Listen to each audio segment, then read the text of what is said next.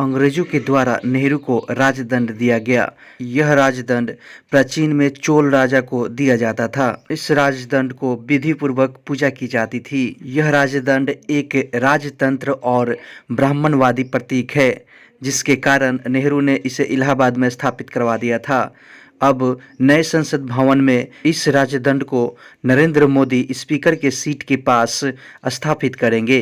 इस राजदंड सेनेगल पर विवाद छिड़ गया है। आखिर एक राजतंत्र को इस लोकतंत्र संसद में क्या जरूरत है? केरल भारत का दक्षिणी राज्य खुद को देश का पहला कुल ई शासित राज्य घोषित करके इतिहास बनने के लिए तैयार है। भारत में पहले पूर्ण साक्षर राज्य के रूप में अपनी प्रतिष्ठा पर निर्माण करते हुए केरल ने राज्य को डिजिटल रूप में सशक्त समाज में बदलने के उद्देश्य से नीतिगत पहलों की एक श्रृंखला के माध्यम से यह उपलब्धि हासिल की है। ज्ञान आधारित अर्थव्यवस्था और 100% डिजिटल साक्षरता पर ध्यान देने के साथ सरकार ने सभी नागरिकों के लिए पारदर्शिता, समावेशिता और पहुंच सुनिश्चित करने के लिए विभिन्न डोमेन में महत्वपूर्ण सेवाओं के वितरण को डिजिटाइज किया है।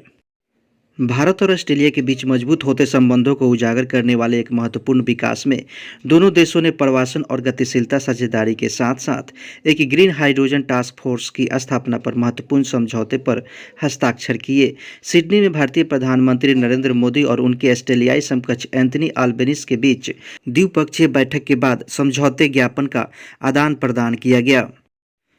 आर.एन. जयप्रकाश और मोहन डी चौकसी को भारतीय तैराकी महासंघ के वार्षिक आम निकाय में फिर से अध्यक्ष और सचिव चुना गया है। अगले 4 वर्षों के लिए एसएफआई की लक्षित गतिविधियां राज्य स्तर पर शिविरों और प्रशिक्षकों के क्लिनिक आयोजित करके जमीनी स्तर की भागीदारी को विकसित करना होगा। जयप्रकाश को चेन्नई में रविवार को आयोजित वार्षिक आम सभा की बैठक और चुनाव में सर्वसम्मति से एसएफआई का अध्यक्ष चुना गया। यह आयोजन नए पदाधिकारियों के चुनाव को सुविधाजनक बनाने के उद्देश्य से आयोजित किया गया था, जो भारत में तैराकी के भविष्य को आगे बढ़ाएंगे। स्विमिंग फेडरेशन ऑफ इंडिया संबद्धता वर्ल्ड एक्वेटिक्स है। स्विमिंग फेडरेशन ऑफ इंडिया के मुख्यालय अहमदाबाद, गुजरात में है। इसकी स्थापना 1948 में हुई थी। इसके सदस्य 30 राज्य व केंद्र शासित प्रदेश संघ हैं और इसके सीईओ हैं वीरेंद्र नानावती। माइक्रोसॉफ्ट ने जुगलबंदी लॉन्च की है, जो लोकप्रिय मैसेजिंग प्लेटफॉर्म व्हाट्सएप के माध्यम से सुलभ एआई संचालित बहुभाषी चैटबॉट है। बॉट को विशेष रूप से ग्रामीण भारत के उन क्षेत्रों के कवर करने के लिए बनाया गया है जहां मीडिया के माध्यम से आसानी से प्रवेश नहीं किया जा सकता है और सरकार की कल्याणकारी गतिविधियों तक पहुंच की कमी है। चैटबॉट को ऑल फॉर भारत ने आईआईटी मद्रास के सहयोग से विकसित किया है। इसका उद्देश्य बोली जाने वाली या टाइप की गई भाषाओं के उपयोगकर्ता के प्रश्नों को समझकर व्यक्तिगत सहायता प्रदान करना है। चैटबॉट को अप्रैल में लॉन्च किया गया था और भारत की राजधानी नई दिल्ली के पास एक गांव विवान में इसका परीक्षण किया गया है। माइक्रोसॉफ्ट का मुख्यालय रेडमंड, वाशिंगटन, संयुक्त राज्य अमेरिका में है और इसकी स्थापना 4 अप्रैल 1975 अल्बुकर्क, न्यू मैक्सिको, संयुक्त राज्य अमेरिका में है और इसके संस्थापक हैं बिल गेट्स और पॉल एलन और इसके अध्यक्ष और मुख्य कार्यकारी अधिकारी हैं सत्य नडेला।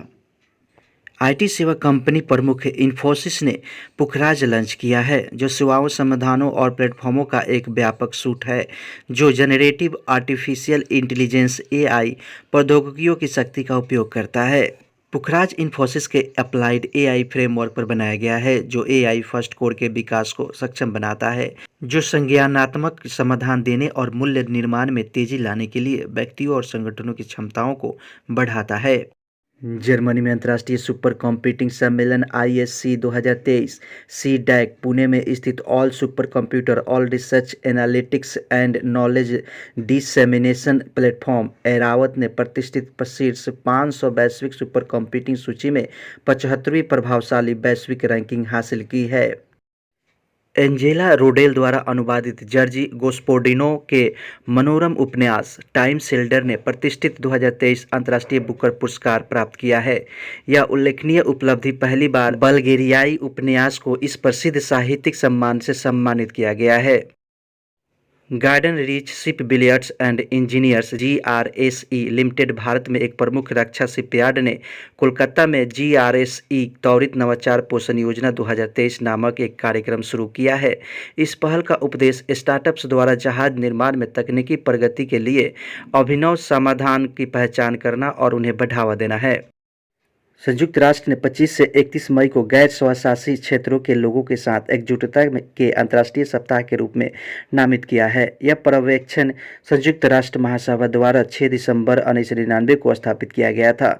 संयुक्त राष्ट्र चार्टर के अनुसार एक गैर स्वशासी क्षेत्र एक ऐसे क्षेत्र को संदर्भित करता है जहां इसके लोगों ने अभी तक पूर्ण स्वशासन हासिल नहीं किया है।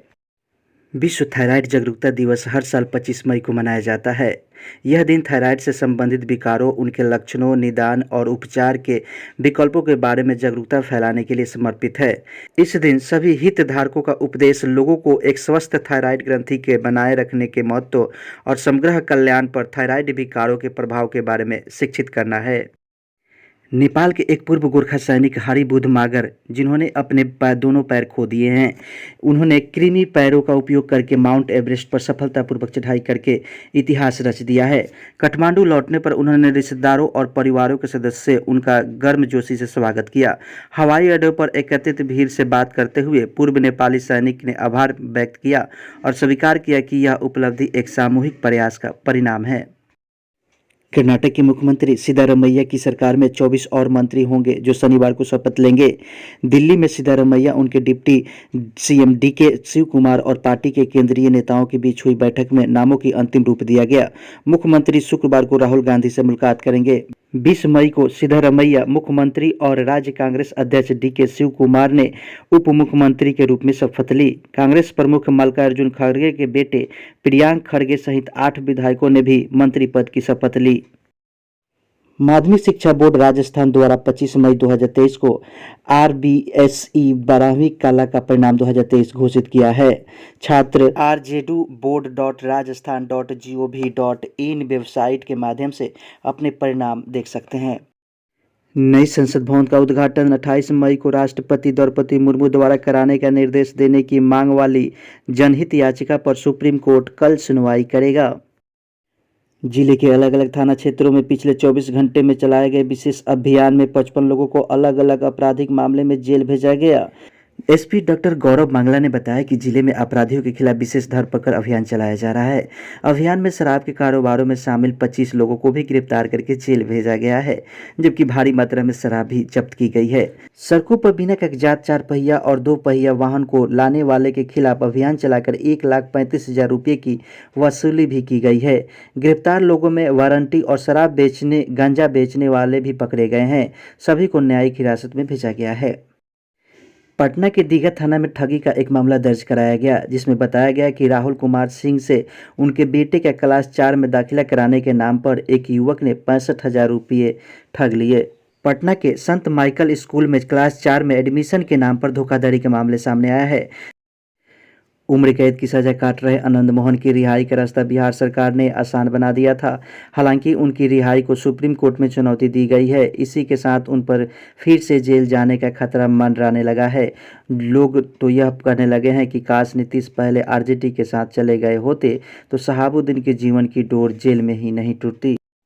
पटना के बिहटा स्थित एक सरकारी स्कूल में छुट्टी लगाने के लिए महिला हेडमास्टर और शिक्षिका के बीच प्रखंड क्षेत्र के सूर्या में सरकारी स्कूल परिसर में प्रधानाध्यापिका और शिक्षिका के बीच वाद विवाद चलने लगे।